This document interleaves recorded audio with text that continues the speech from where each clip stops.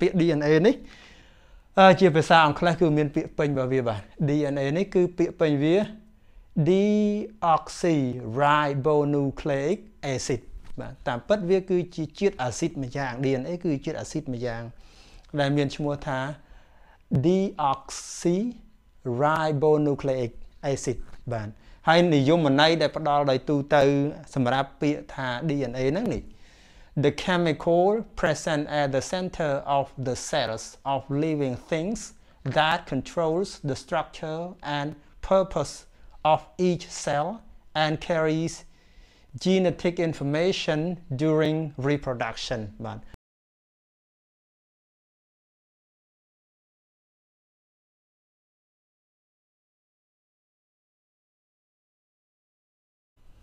បាទជំរាបសួរនិងសួស្តីបងប្អូនអ្នកសិក្សាភាសាអង់គ្លេសទាំងអស់គ្នាបាទជាពិសេសបងប្អូនដែលតែងតែនិយមគាំទ្រសិក្សាភាសាអង់គ្លេសជាមួយនឹងក្លឹបភាសាបាទ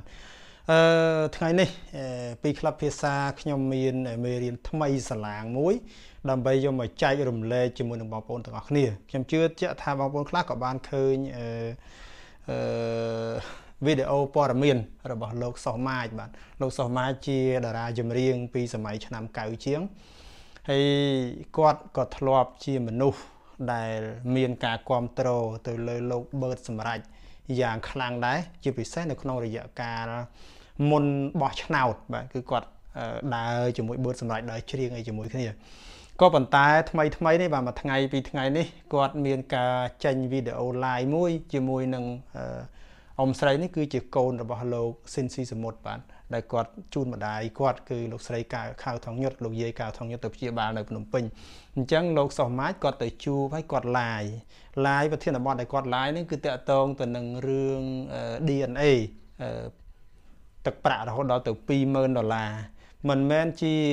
ទឹកប្រាក់ដែលត្រូវធ្វើ DNA ទេក៏ប៉ុន្តែគាត់និយាយថាបើសិនបើធ្វើ DNA ទឹកប្រាក់ត្រូវចំណាយក៏ខ្ទង់នឹងដែរក៏ប៉ុន្តែសម្រាប់ DNA $20,000នេះគឺជាសម្ដីដែលគាត់លើកឡើងមកនិយាយថាលោកបឺតសម្រេចធ្លាប់ប្រាប់គាត់នៅសៀមរាបនៅចំពោះមុខអ្នកអង្គការសៀងណាំថាបងស្រីរបស់គាត់បាទគឺលោកស្រីសិនយុទ្ធនាហ្នឹងគាត់ទេមកបឺតសម្រេច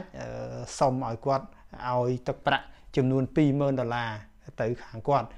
តាក់ទងទៅនឹងរឿងការធ្វើ DNA អីអញ្ចឹងអាហ្នឹងគឺជាសម្ដីដែល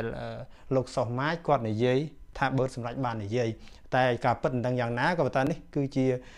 ព័ត៌មានដែលយើងទទួលបានយើងស្ដាប់ពីវីដេអូរបស់លោកសុសម៉ាចមកបាទខ្ញុំអត់វិនិច្ឆ័យខាងណាទេក៏ប៉ុន្តែអ្វីដែលគួរឲ្យចាប់អារម្មណ៍គឺពាក្យ DNA យើងរៀនភាសាអង់គ្លេសយើងឮពាក្យ DNA រាល់ថ្ងៃជាពិសេសគឺតាំងពីរឿងរបស់បងបឺតសម្រេចផ្ទុះការចាប់អារម្មណ៍នៅលើបណ្ដាញសង្គមមកគឺ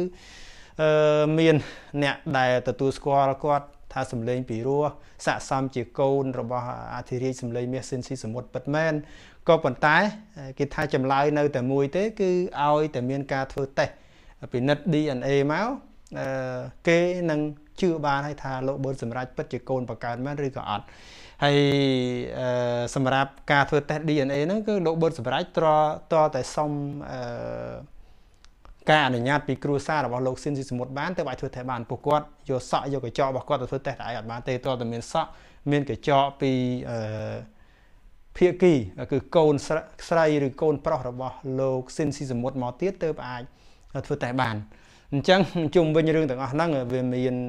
កើតឡើងមកពីមុនសុសម៉ាចក៏គាត់និយាយថាគ្រួសារ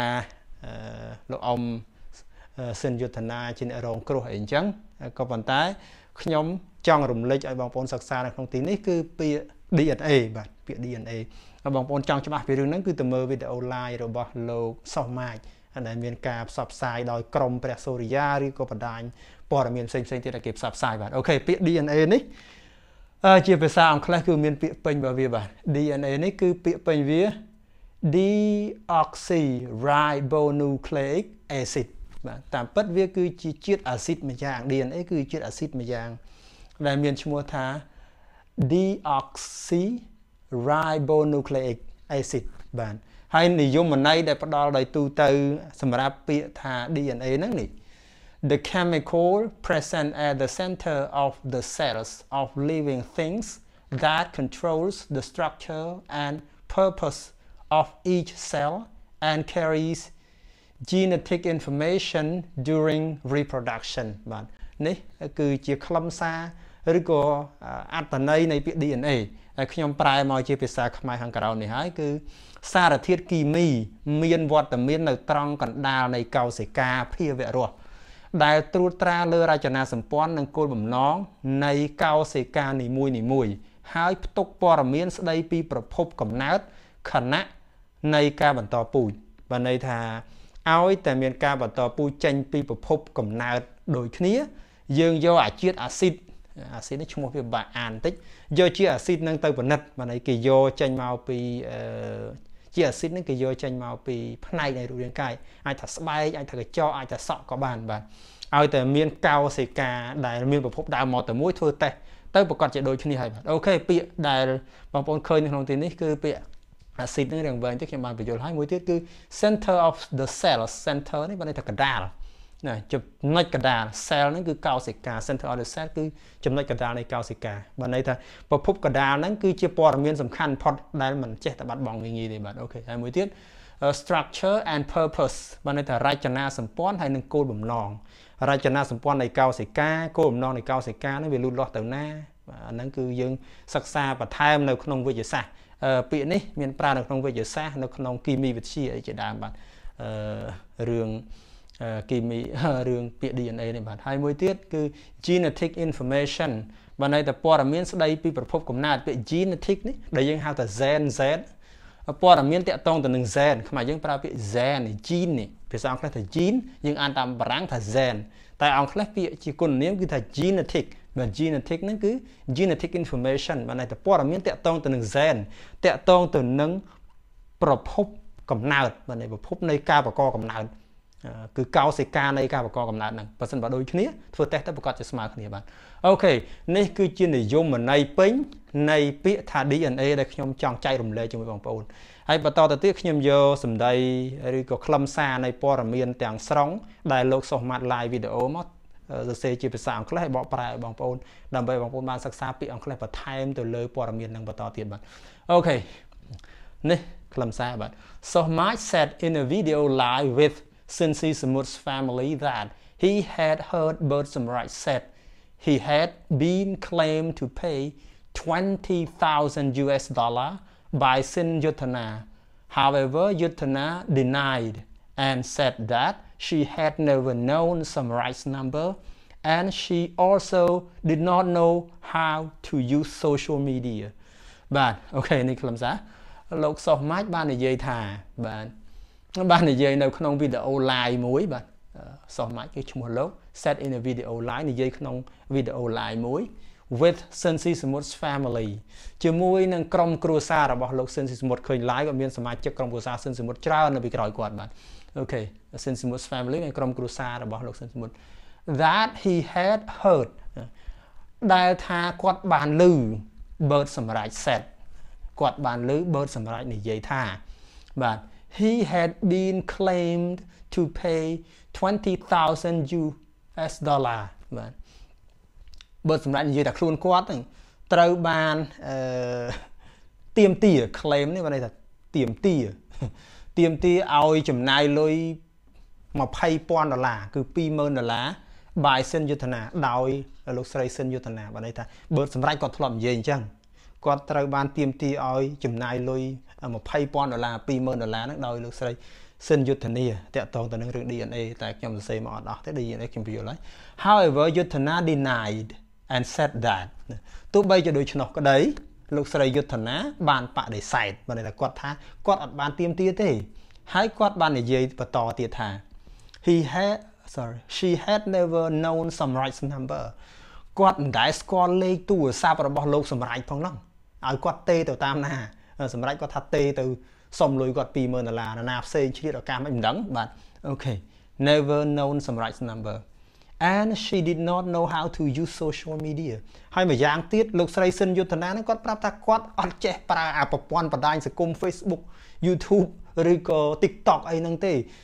ឬក៏ Telegram អីហ្នឹងទេតើគាត់តាក់ទងបើសម្រាប់មិនបានបើគាត់មិនដែលទៅស្គាល់បើសម្រាប់ហ្នឹងផងទោះបីមានព័ត៌មានភ្លុកផ្លឹកគេនិយាយប្រាប់គាត់យ៉ាងណាក៏ គាត់ថាគាត់មិនដឹងតាក់ទងមកបឺតសម្រាប់តាមណាដែរអានេះគឺជាសម្ដីរបស់គាត់បាទអូខេបន្តទៀត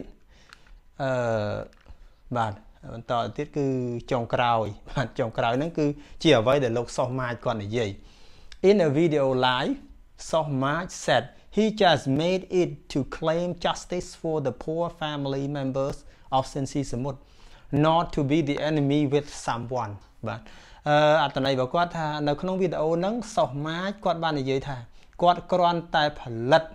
បាទ made it ផលិតវីដេអូហ្នឹងផលិតវាឡើង to claim justice ដើម្បីទាមទាររកយុត្តិធម៌បាទ claim justice ដើម្បីទាមទាររកយុត្តិធម៌ for the poor family members of Sensi Samut សម្រាប់ក្រុមសមាជិកក្រុមគ្រួសាររបស់លោកសិនសមុទ្រដែលជាជនរងគ្រោះដ៏កំសត់ poor family members សមាជិកដ៏កំសត់របស់លោកសិនសមុទ្រមិនថាអត់បានដឹងរឿងអីផងគេចោតប្រកាន់ទេហើយមនុស្សក្នុងបណ្ដាញសង្គមឲ្យតែមានមួយចោតបន្តគ្នាទៅអញ្ចឹងក្រុមគ្រួសាររបស់សិនសមុទ្រជាអ្នករងគ្រោះបាទខ្ញុំជឿថាបងប្អូនឃើញវីដេអូហ្នឹង not to be the enemy with someone គាត់ live វីដេអូហ្នឹងមិនមែនប្រកាសខ្លួនជាសត្រូវជាមួយនរណាទេ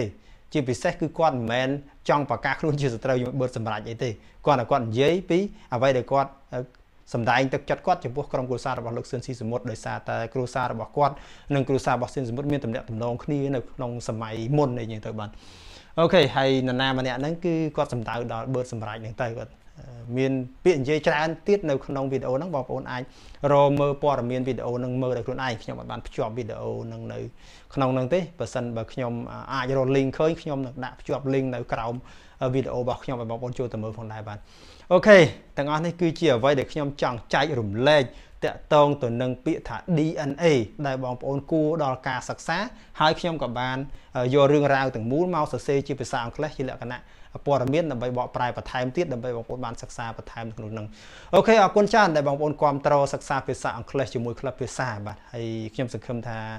ពាក្យពេចន៍ទាំងអស់ដែលបងប្អូនបានរៀននឹងមានប្រយោជន៍ច្រើនដល់បងប្អូនអាចយកទៅបង្កើតប្រយោគបន្ថែមឬក៏ថាយកទៅប្រើប្រាស់ក្នុងការសរសេរក្នុងការនិយាយភាសាអង់គ្លេសបានកាន់តែល្អប្រសើរបាទហើយអរគុណច្រើនបាទសូមខន្តីអធិស្ឋានផងបើសិនបើមានកំហុសឆ្គងមួយណាកើតឡើងបាទសូមគោរពលាបាទ